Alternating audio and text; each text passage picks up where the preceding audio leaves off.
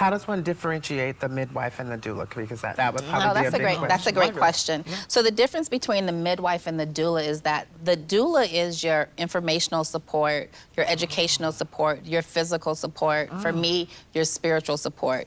Your midwife is your care provider. That's the person who's going to do your vag exam, suture if you need to, refer you out for ultrasounds and things like that.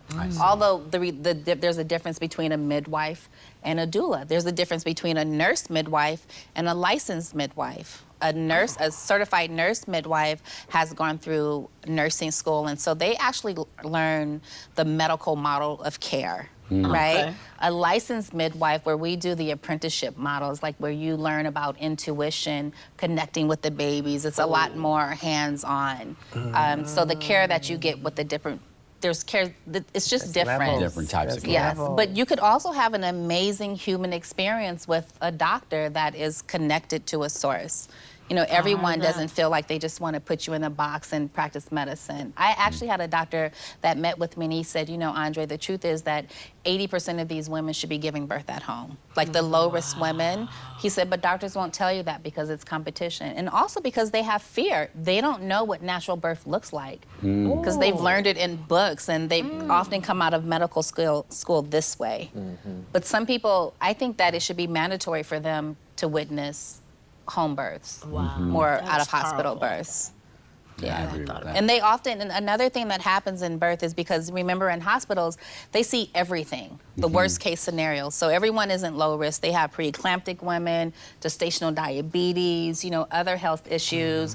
And so another thing that happens, I think the difference, let's say, between a licensed midwife and a doctor is when they have these emergencies, they just keep going. Like for doulas or for midwives, what we do is we get in circle with each other to process the trauma of that birth so that we don't bring it into the next birth, so that we're not operating from a place You of all fear. have therapy with each other. Yeah. Well, so do you think that that's part of the reason why there's a fear around home birth is because, okay, if anything goes wrong here, we at least know that then there's still going to be a chance to save the situation? Well, I think that it's important to know that it's low, you know, you have to be low risk to qualify to be able to have a home birth or out of hospital birth, right? And emergencies don't just happen like that. The difference with the midwife is you spend so much time with that midwife and she's connecting with your baby that you see these signs that are creeping up maybe in the prenatal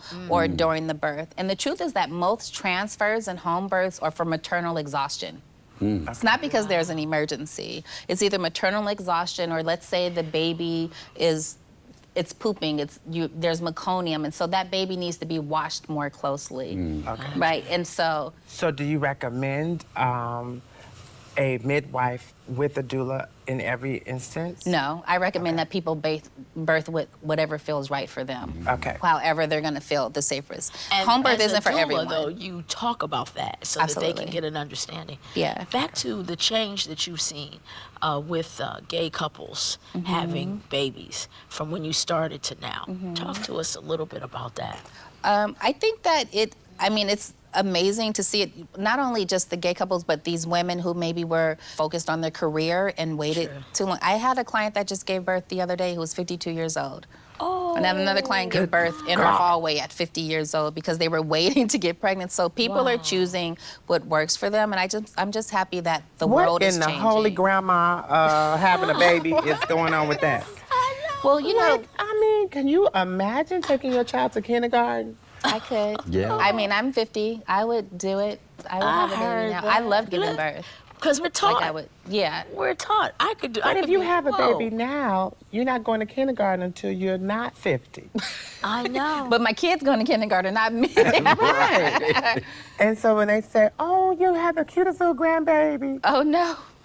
Well, I'd say that the women that I've supported that were up in age, like they're happy. That's not something that they're concerned, and that actually would be concerned about what people are thinking about you. That has nothing to do with you. At this age. No, okay. I know I'm being silly, but at the same time, let's also be concerned about you out of breath faster. The running. You can't the run playing. around and chase people. Yeah. You're lazier at 50. See, those are stereotypes. Stereotype. They It's sounding like the are. same stereotype, not the same, but the same stereotyping of It's what gay we're male taught. Yeah, parents. that's like They shouldn't be 50? parents. Yeah, People I'm over not 50 saying they shouldn't be parents. But at the end of the day, by the time you're, okay, you have a baby at Calculated, yeah. 52. Yeah. By the time they are graduating from high school, how old are you? 70, 72. Oh, spring chicken, honey. What is that? Have you seen 70? 70 is Where the new you 50. been? Yes, my mother is. Child, if you don't I was cripple your saying you should ass see up my out of here mother. going to the graduation, I'm sorry. At the prom, with all this gray hair and shit. Are you kidding me?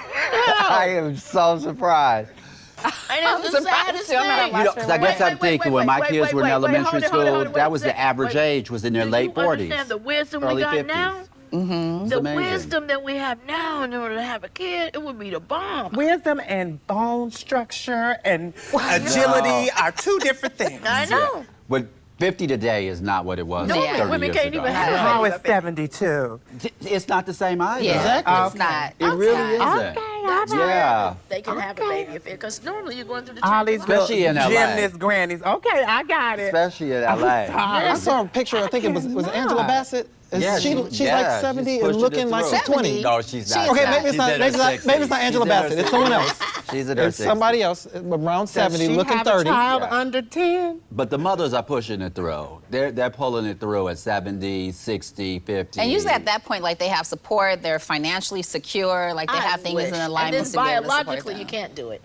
Yes, you can. Some Yeah. people I'm can. saying- If you well, still I'm get your saying period, you adoption. can. Baby. No, you can. No, Halle I can get Berry just pregnant. had a baby at 50. No, I'm saying like even Diana Ross even had like two post so, 50. so many are going through Okay. the Felicia change, Rashad, Two. You know. Yes. 70. Yes, she's 70 looking 70s. 30. Got it. Felicia Rashad, not.